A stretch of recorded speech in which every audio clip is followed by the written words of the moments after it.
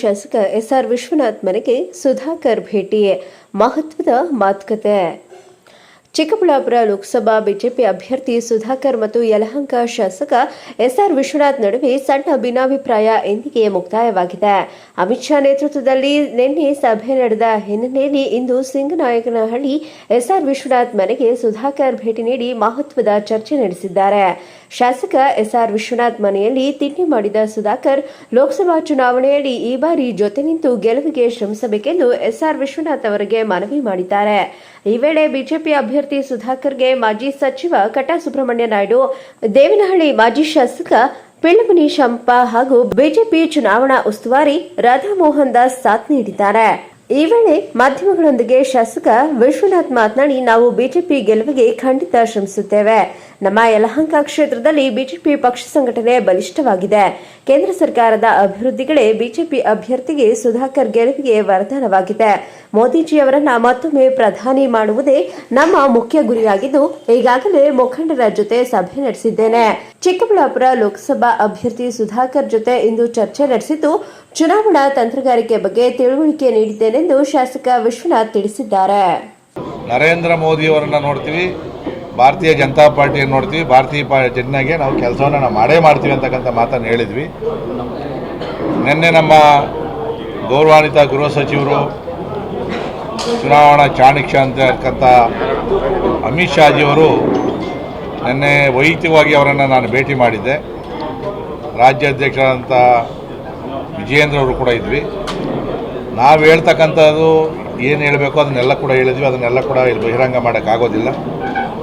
ಅಭ್ಯರ್ಥಿ ಬಗ್ಗೆನೂ ಕೂಡ ಹೇಳಿದ್ವಿ. ನಾಳೆ ಯಾವುದೇ ಇಲ್ಲಿ ಲೋಕಸಭಾ ಸದಸ್ಯಗಿದ್ದರೂ ಕೂಡ ಭಾರತೀಯ ಜನತಾ ಪಾರ್ಟಿಯನ್ನು 8 ವಿಧಾನಸಭಾ ಕ್ಷೇತ್ರದಲ್ಲೂ ಬಲ ಮಾಡೋ ದಿಕ್ಕಿನಲ್ಲಿ ಕೆಲಸ ಮಾಡಬೇಕು ಅಂತಕ್ಕಂಥದ್ದನ್ನು ಅಮಿತ್ ಶಾಜಿಯವರು ಕೂಡ ನನಗೆಲ್ಲ ವಿಚಾರ ಗೊತ್ತು. ಇವತ್ತು ನರೇಂದ್ರ ಮೋದಿಯವರು ಸಹ ತಾವೆಲ್ಲ ಕೆಲಸ ಮಾಡಬೇಕು ಅಂತೇಳಿ. ಸೊ ನಮ್ಮ ಇನ್ಚಾರ್ಜ್ ಅಗರ್ವಾಲ್ಜಿಯನ್ನು ಕರೆದು ನಾಳೆ ಸುಧಾಕರನ್ನು ಕರ್ಕೊಂಡು ನಮ್ಮ ಮನೆಗೆ ತಿಂಡಿಗೆ ಬರಬೇಕು ಅಂತಂದರು. ನಾನು ಒಪ್ಕೊಂಡು ಇವತ್ತೆಲ್ಲ ಕೂಡ ನಮ್ಮ ಪ್ರಮುಖ ಮುಖಂಡರನ್ನೆಲ್ಲ ಕೂಡ ಇಲ್ಲಿ ಕರೆದು ಪರಿಚಯವನ್ನು ಮಾಡಿಸಿ ತಿಂಡಿಯನ್ನು ತಿಂದು ಹೋಗಿದ್ದೀವಿ.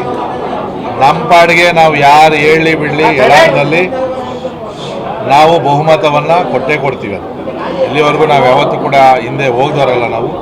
ಸೊ 7ನೇ ತಾರೀಕು ಇಡೀ ನನ್ನ ಕ್ಷೇತ್ರದ ಎಲ್ಲ ಕಾರ್ಯಕರ್ತರು ಸುಮಾರು ಒಂದು 2,500 3,000 ಜನ ಕೆಲಸ ಮಾಡುವಂಥ ಪ್ರಮುಖ ಕಾರ್ಯಕರ್ತರ ಸಭೆಯನ್ನು ಕೂಡ ಕೇಸರಿ ಒಂದಲ್ಲಿ ಕರಿತಾ ಇದ್ದೀವಿ. ಅವತ್ತು ಅಭ್ಯರ್ಥಿ ಕೂಡ ಬರೋಕ್ಕೆ ಹೇಳಿದ್ದೀನಿ.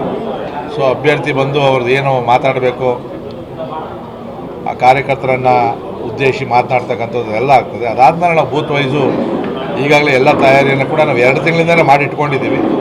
ಅದರ ಪ್ರಕಾರ ನಾವು ಭಾರತೀಯ ಜನತಾ ಪಾರ್ಟಿಗೆ ಕೆಲಸವನ್ನು ಮಾಡ್ತೀವಿ. ನಾಳೆ ನಾಮಪತ್ರ ಸಲ್ಲಿಕೆ ವೇಳೆ ನೀವು ಹಾಜರಿರ್ತೀರಾ? ಹೇಗೆ? ಹೋಗ್ತೀನಿ. ನಾಮಪತ್ರ ಯಾಕಂದ್ರೆ ಈಗಾಗಲೇ ಹಾಕ್ಬಿಟ್ಟವ್ರೆ. ನಾಳೆ ನಾಮಕಾವಸೆ ಒಂದು ನಾಮಪತ್ರ ಸಲ್ಲಿಸೋದು, ಬಲಾಬಲ ತೋರಿಸೋದು. ಸೊ ಅದಕ್ಕೆ ನಾವು ಕೂಡ ಹೋಗ್ತಾ ಇದ್ದೀವಿ. ಮತ್ತು ನಮ್ಮ ಯಲಹಂಕ ಕ್ಷೇತ್ರದಿಂದ ಕೂಡ ನಮ್ಮೆಲ್ಲ ಮುಖಂಡರಿಗೆ ಹೇಳಿದ್ದೀನಿ, ನಾಳೆ ಎಲ್ಲ ಕೂಡ 3 ಗಂಟೆಗೆ ನಾಮಪತ್ರ ಸಲ್ಲಿಕೆಗೆ ಬರಬೇಕು ಅಂತೇಳಿ.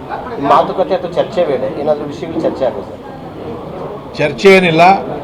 ಯಲಹಂಕ ಕ್ಷೇತ್ರದ ಏನಿದೆಯೋ ನಾವು ಒಂದು ಕೋರ್ ಕಮಿಟಿ ಮಾಡ್ತೀವಿ, JDS ಅವ್ರನ್ನು ಸೇರಿಸ್ಕೊಂಡಾಗೆ. ಸೊ ಇಲ್ಲಿ ಕೆಲಸ ಮಾಡುವಂಥದ್ದು ನಮ್ಮದೇ ಜವಾಬ್ದಾರಿ. ಇಲ್ಲಿ ಹೊರಗಡೆಯಿಂದ ಇನ್ಯಾರನ್ನ ತಂದು ಏರುವಂಥದ್ದು ಮಾಡೋವಂಥದ್ದು ಮಾಡೋಂಗಿಲ್ಲ. ಯಾಕಂದರೆ ಇಲ್ಲಿ ನಮ್ಮ ಶಕ್ತಿ ಭಾಳ ದೊಡ್ಡದಾಗಿದೆ. ನಮ್ಮ ಮುಖಂಡರುಗಳು ಅದನ್ನು ನಿಭಾಯಿಸ್ತಕ್ಕಂಥ ಶಕ್ತಿ ಏನಿದೆ ಅದು ಕೂಡ ನಮ್ಮ ಇನ್ಚಾರ್ಜರು ಕೂಡ ಒಪ್ಕೊಂಡವ್ರೆ. ಇಲ್ಲಿ ಬಲವಾದಂಥ MLA ಇರುವಾಗ ಇನ್ಯಾರು ಅಂತ ಅವ್ರ ಕಡೆಯಿಂದ ಯಾರನ್ನೋ ಒಂದು ಇಬ್ಬರು ಕೊಡ್ರಿ ಅಂತ ಹೇಳಿದ್ದೀವಿ. ಇನ್ನು ಉಳಿಕೆಯದು ಬೇರೆ ಬೇರೆ ಕ್ಷೇತ್ರಗಳಲ್ಲಿ ಏನೇನು ಆಗುವಗಳು ಅಂತ ಹೇಳಿದ್ವಿ.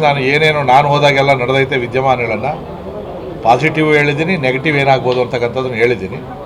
ಚುನಾವಣೆ ಸುಲಭ ಅಲ್ಲ ಅಂತಲೂ ಕೂಡ ಹೇಳಿದ್ವಿ. ಭಾಳ ಪ್ರಬಲವಾಗಿ ನಾವು ಪೈಪೋಟಿ ಮಾಡಬೇಕಾಗ್ತದೆ ಬದಲಾದಂಥ ಸನ್ನಿವೇಶದಲ್ಲಿ.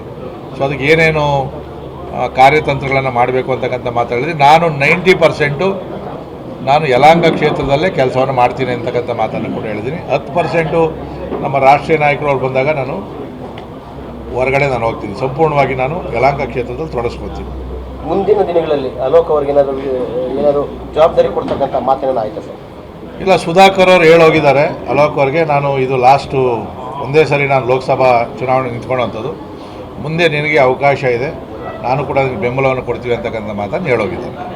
ಸರ್, ಈಗ ಅಲೋಕ್ ಅವರು ಪ್ರಚಾರದಲ್ಲಿ ತೊಡ್ಕೊಳ್ತಾರೆ ಕಾರ್ಯಕರ್ತರು, ಯಾಕಂದ್ರೆ ಮಾನಸಿಕವಾಗಿ ಒಪ್ಕೊಂಡ್ಬಿಟ್ಟಿದ್ರು ಅಲೋಕ್ ಅವ್ರನ್ನ ಅಭ್ಯರ್ಥಿಗಳಿಗೆ, ಅವರು ಪ್ರಚಾರದಲ್ಲಿ ತೊಡ್ಕೊಳ್ತಾರೆ ಹೇಳಿದ್ದಾರೆ. ಅಗರ್ವಾಲ್ಜಿ ಅವ್ರು ಹೇಳವ್ರೆ, ತಾವು ಎಲ್ಲೆಲ್ಲಿ ಸಾಧ್ಯ ಆಗ್ತದೋ ಅಲ್ಲಿ ಪ್ರಚಾರಕ್ಕೆ ಹೋಗಿ ಸಂಘಟನೆಯನ್ನು ಮಾಡಬೇಕು. ಯಾಕಂದರೆ ಮುಂದಕ್ಕೆ ನೀವು ಇಲ್ಲಿ ಬೆಳೀತಕ್ಕಂಥ ಅವಕಾಶ ಇರ್ತಕ್ಕಂಥದ್ದು ಈ ಸರಿ ಮಿಸ್ ಆಗೈತೆ.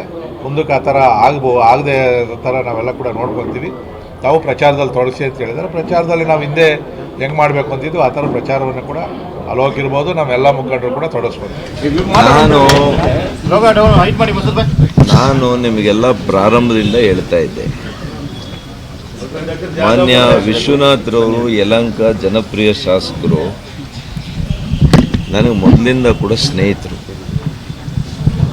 ಇವತ್ತು ನಾನು ಅವರ ಅಭಾರಿಯಾಗಿದ್ದೇನೆ ಅವರಿಗೆ. ಇವತ್ತು ನಮ್ಮ ರಾಜ್ಯದ ಪ್ರಭಾರಿಗಳು ರಾಧಾ ಮೋಹನ್ ದಾಸ್ ಅಗರ್ವಾಲ್ಜಿಯವರು ನನ್ನ ಜೊತೆಯಲ್ಲಿ ಬಂದಿದ್ದರು. ನಮ್ಮಿಬ್ಬರಿಗೂ ಕೂಡ ಇವತ್ತು ತಿಂಡಿಗೆ ಆಹ್ವಾನ ಕೊಟ್ಟಿದ್ದರು ಅವ್ರ ಮನೆಗೆ, ಸ್ವಗೃಹದಲ್ಲಿ. ನಾವಿಬ್ಬರೂ ಕೂಡ ಬಂದಿದ್ವಿ. ನಮ್ಮ ಮಾಜಿ ಶಾಸಕರು ಮುನ್ಷಾಮಣ್ಣು ಬಂದಿದ್ದಾರೆ, ದಾಸರಳ್ಳಿಯ ಜನಪ್ರಿಯ ಶಾಸಕರು ಮುನ್ರಾಜಣ್ಣವರು ಕೂಡ ಬಂದಿದ್ದಾರೆ, ನಮ್ಮ ಇನ್ಚಾರ್ಜ್ ಕಟ್ಟಾ ಸುಬ್ರಹ್ಮಣ್ಯಂ ನಾಯ್ಡು ಅವರು ಬಂದಿದ್ದಾರೆ, ಮತ್ತು ಈ ಕ್ಷೇತ್ರದ ಎಲ್ಲ ಪ್ರಮುಖ ಮುಖಂಡರುಗಳು, ಮಾಜಿ ಜಿಲ್ಲಾ ಪಂಚಾಯತ್ನ ಸದಸ್ಯರುಗಳು, ಮಾಜಿ ಕಾರ್ಪೊರೇಟರ್ಸು, ವಿವಿಧ ಸಂಘ ಸಂಸ್ಥೆಗಳ ಪದಾಧಿಕಾರಿಗಳು, ಇವರೆಲ್ಲರನ್ನೂ ಕೂಡ ಆಹ್ವಾನ ಮಾಡಿದ್ದಾರೆ. ನಾವೆಲ್ಲ ಕೂಡ ಸೇರಿ ತಿಂಡಿ ಮಾಡಿದ್ದೇವೆ. ಭಾಳ ಒಳ್ಳೆಯ ಆತಿಥ್ಯವನ್ನು ನಮಗೆ ನೀಡಿದ್ದಾರೆ ಮತ್ತು ಒಂದು ಭರವಸೆಯನ್ನು ಕೊಟ್ಟಿದ್ದಾರೆ. ನಾನು ನನ್ನ ಚುನಾವಣೆ ಹೇಗೆ ಮಾಡ್ತೇನೆ ಅದೇ ರೀತಿಯೇ ನಾನು ಚುನಾವಣೆ ಮಾಡ್ತೇನೆ. ನಾನು ಭಾಳ ಯಲಹಂಕದಲ್ಲೇ ತೊಡಗಿಸ್ಕೊಂಡು ಹೆಚ್ಚಾಗಿ ನಾನು ಮತ್ತು ನಮ್ಮ ಎಲ್ಲ ಮುಖಂಡರುಗಳು ಶಕ್ತಿ ಮೀರಿ ಪ್ರಯತ್ನ ಮಾಡಿ ಅತಿ ಹೆಚ್ಚು ಮತಗಳನ್ನು ಕೊಡಿಸಲಿಕ್ಕೆ ಪ್ರಾಮಾಣಿಕ ಪ್ರಯತ್ನ ಮಾಡ್ತೀನಿ ಅಂತ ಹೇಳಿದ್ದಾರೆ.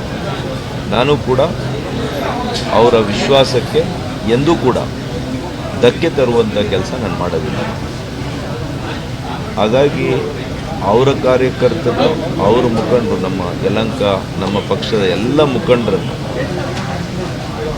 ನಾನು ಅತ್ಯಂತ ಪ್ರೀತಿಯಿಂದ, ವಿಶ್ವಾಸದಿಂದ, ನಂಬಿಕೆಯಿಂದ ನಡೆಸ್ಕೊಳ್ಳುವಂಥ ಪ್ರಾಮಾಣಿಕ ಪ್ರಯತ್ನ ನಾನು ಮಾಡ್ತೇನೆ ಅಂತ ಅವ್ರಿಗೂ ಕೂಡ ಹೇಳಿದ್ದೇನೆ. ಮತ್ತು ನಾಳೆ 3ನೇ ಸೆಟ್ಟು ನಾನು ನಾಮಿನೇಷನನ್ನು ಹಾಕೋದು ಮತ್ತು 3 ಗಂಟೆಗೆ ಬಹಿರಂಗ ಪ್ರಚಾರವನ್ನು ಇವತ್ತು ಮಾನ್ಯ ಕುಮಾರಣ್ಣವರು, ನಮ್ಮ ವಿರೋಧ ಪಕ್ಷದ ನಾಯಕರು, ಇವರೆಲ್ಲ ಕೂಡ ಬರೋರಿದ್ದಾರೆ. ಹಾಗಾಗಿ ಆ ಒಂದು ಕಾರ್ಯಕ್ರಮಕ್ಕೆ ಕೂಡ ಯಲಹಂಕ ಕ್ಷೇತ್ರದ ಮುಖಂಡರುಗಳನ್ನು ಜೋಡಿಸಲಿಕ್ಕೆ ಅವ್ರಿಗೆ ಆಹ್ವಾನ ಕೊಟ್ಟಿದ್ದೇನೆ. ತಾವು ಕೂಡ ಬಂದು ಈ ಕಾರ್ಯಕ್ರಮವನ್ನು ಯಶಸ್ವಿ ಮಾಡಬೇಕು ಅಂತೇಳಿ ಅವರೆಲ್ಲರಿಗೂ ಕೂಡ ಮನವಿ ಮಾಡಿದ್ದೇನೆ. ಸಮಯ ಒಂದೇ ದಿವಸ ಇರೋದರಿಂದ ಅವರು ಎಷ್ಟು ಸಾಧ್ಯ ಆಗ್ತದೆ ಅಷ್ಟು ಜನ ನಾವು ನಮ್ಮ ವಾಹನಗಳಲ್ಲೇ ಬರ್ತೀವಿ ಅಂತ ಹೇಳಿದ್ದಾರೆ. ಇಷ್ಟು ವಿಷಯ ಆಗಿದೆ. ಇವತ್ತು ಮಾನ್ಯ ವಿಶ್ವನಾಥ್ರವರು ಈ ಚುನಾವಣೆಯಲ್ಲಿ ಮಾನ್ಯ ಮೋದಿಯವರನ್ನು ಗೆಲ್ಲಿಸಲಿಕ್ಕೆ ಮತ್ತೆ 3ನೇ ಅವಧಿಗೆ ನಮ್ಮ ಪ್ರಧಾನಮಂತ್ರಿಗಳನ್ನು ಪ್ರಧಾನಿಯಾಗಿ ನೋಡಲಿಕ್ಕೆ ಅವರು ಪ್ರಾಮಾಣಿಕ ಪ್ರಯತ್ನ ಮಾಡ್ತಾರೆ. ಅದರಲ್ಲಿ ಯಾವುದೇ ಶಂಕೆ ಇಲ್ಲ ನನಗೆ. ಇವತ್ತು ಒಂದು ದೊಡ್ಡ ಬಲ ಬಂದಿದೆ ನನಗೆ 8 ಕ್ಷೇತ್ರಗಳಲ್ಲಿ. ಇವತ್ತು 8ನೇ ಕ್ಷೇತ್ರ. ಇವತ್ತು ನಾವಿಲ್ಲಿ ಬಂದು ಪ್ರಮುಖ ಮುಖಂಡರ ಜೊತೆ ಮಾತನಾಡಿದ ಮೇಲೆ 8 ಕ್ಷೇತ್ರಗಳ ಎಲ್ಲ ಕ್ಷೇತ್ರಗಳನ್ನು ಮುಖಂಡರುಗಳನ್ನು